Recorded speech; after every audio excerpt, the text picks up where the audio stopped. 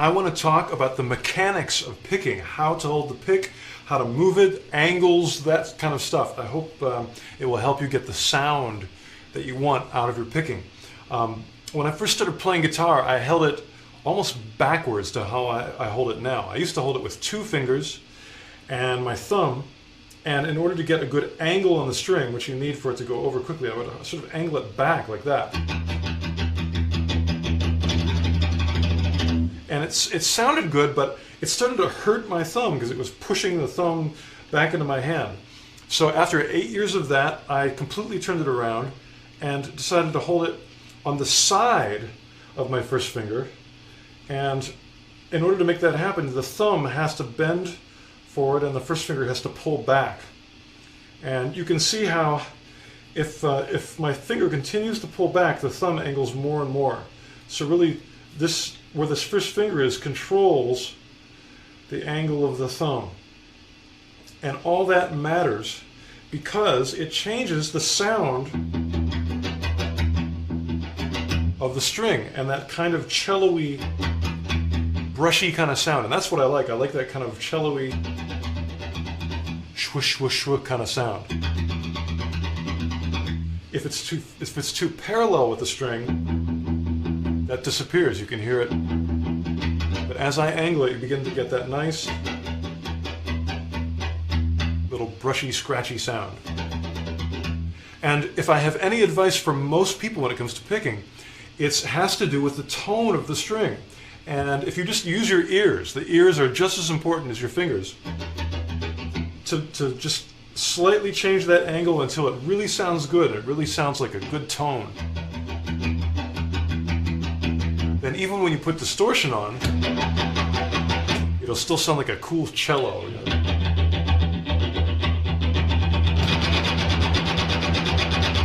Obviously, I'm not picking hard, but with a lot of distortion, if you pick hard, it just gets messy. And we want this to be nice and clean and controlled. The next thing is to be able to control your accents. You know, be able to hit hard or even hit a harmonic, a pick harmonic, once in a while. To give you an example, you might want to hit where the snare hits in a rock, you know, heavy metal double bass drum beat that's going like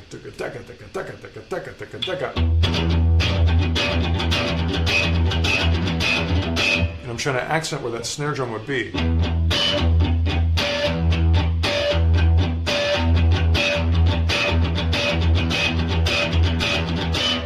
Now the motions that make that happen are really small, and I can try to explain them, but I think the best thing I can say is to use your ears and just to move that pick back and forth a little bit using your first finger and the angle of your thumb to make sure that the sound is good. And then I'm using a little bigger motion to get that nice pick harmonic. You can try other strings.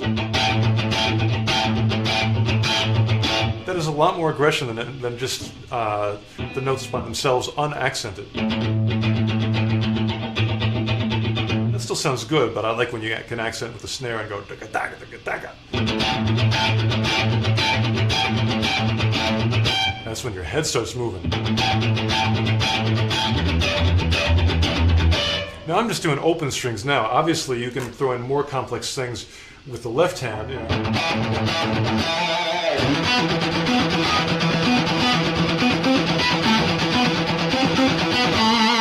It's all alternate picking.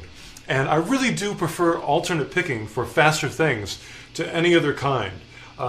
Alternate picking is just doing a downstroke and then an upstroke and continuing that in that fashion, just back and forth. Sometimes there's more efficient ways of picking, but they break up the groove of just that back and forth kind of sound. And also with alternate, I can get bigger motions. And although bigger motions aren't as efficient, they're bigger, and bigger sounds louder and more rock and better. And I like big and rock and louder. And so even for fast things like this, I like alternate picking. Let me slow that down real quick because it's a really good picking exercise if you haven't worked on a lot of this before. The key key to life here is that the high E is an upstroke. And then the next string is a down. And every time you come down to hit that high E, it's going to be an up. Up, up, up. And again, as you do this, of course you want to be able to make it faster, but also really listen to what the tone of the strings are doing. You can listen as I slightly change the angle to how the sound changes.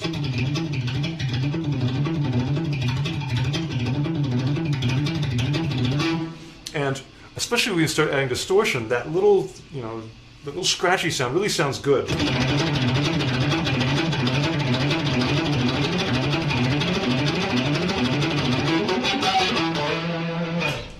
Also, please, don't do what a lot of beginners do, which is to just make your left hand do something that is slower than the right hand. I really want you to sync up the hands and don't cheat and play 3 notes and pick really fast.